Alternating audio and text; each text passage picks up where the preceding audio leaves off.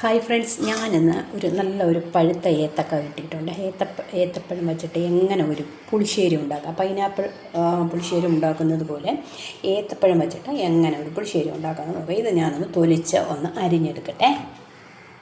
ഇതാ ചെറുതായിട്ട് നല്ലവണ്ണം അരിഞ്ഞെടുത്തിട്ടുണ്ട്. ഇനി ഒരു പിഞ്ച് ഉപ്പും കൂടെ ഇട്ടിട്ട് ഒരു അര ഗ്ലാസ് വെള്ളവും കൂടെ വെച്ചിട്ട് ഞാൻ ഇതിനൊന്ന് വേവിച്ചെടുക്കട്ടെ.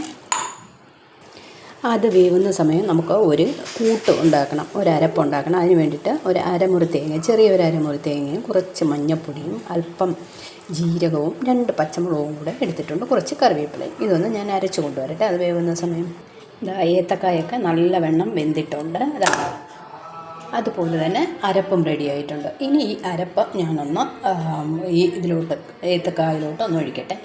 ഇത് അരപ്പൊക്കെ ഒഴിച്ച് നല്ലവണ്ണം കലക്കി എടുത്തിട്ടുണ്ട്. ഇനി ഇതിനെ ഞാനൊന്ന് അടുപ്പിലോട്ട് വെച്ചൊന്ന് ജസ്റ്റ് ഒന്ന് ചൂടാക്കി എടുക്കട്ടെ.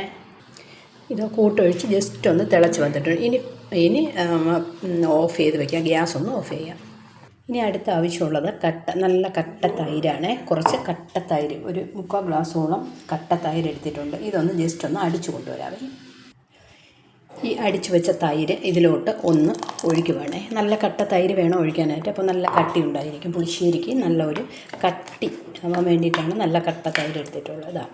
അടിപൊളി പുളിശ്ശേരി റെഡി ആയിട്ടുണ്ട്. ഇനി ഇതിൻ്റെ പ്രധാനമായിട്ടുള്ളത് കടുതാളിക്കുക എന്നുള്ളതാണ്. അതാണ് ഇതിൻ്റെ ഏറ്റവും ഗുണമായിട്ടുള്ളത്. കടുതാളിപ്പിലാണ്. ഉലുവ ഇട്ട് വേണം. ഞാൻ ഇതിൽ ഉലുവ പൊടി ചേർത്തിട്ടില്ല, പകരം ഉലുവ ഇട്ട് ഞാനൊന്ന് കടുതാളിക്കാൻ പോവുകയാണേ.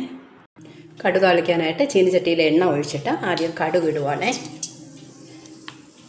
കടുകൊന്ന് പൊട്ടാറാവുമ്പോൾ അല്പം ഉലുവ കൂടെ ഒന്നിടുവാണേ.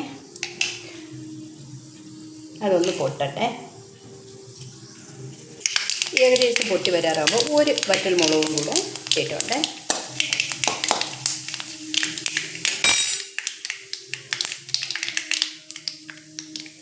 അതിൻ്റെ കൂടെ ഒരല്പം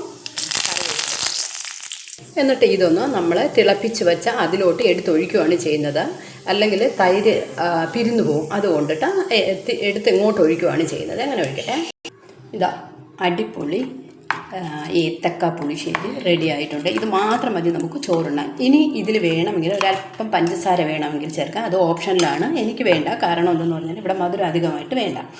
ഈ പുളിപ്പും ഉപ്പും ബാലൻസ് ചെയ്യാൻ വേണമെങ്കിൽ ഒരല്പം പഞ്ചസാര ചേർക്കാം, ചേർത്തില്ലെങ്കിലും കുഴപ്പമില്ല. അതാ അടിപൊളിയായിട്ടുള്ള ഏത്തക്ക പുളിശ്ശേരി റെഡി ആയിട്ടുണ്ട്. ബായ്. ഒരു ഏത്തക്ക കൊണ്ട് എല്ലാവരും ഇങ്ങനെ ഒന്ന് ട്രൈ ചെയ്ത് നോക്കണേ. ബായ്.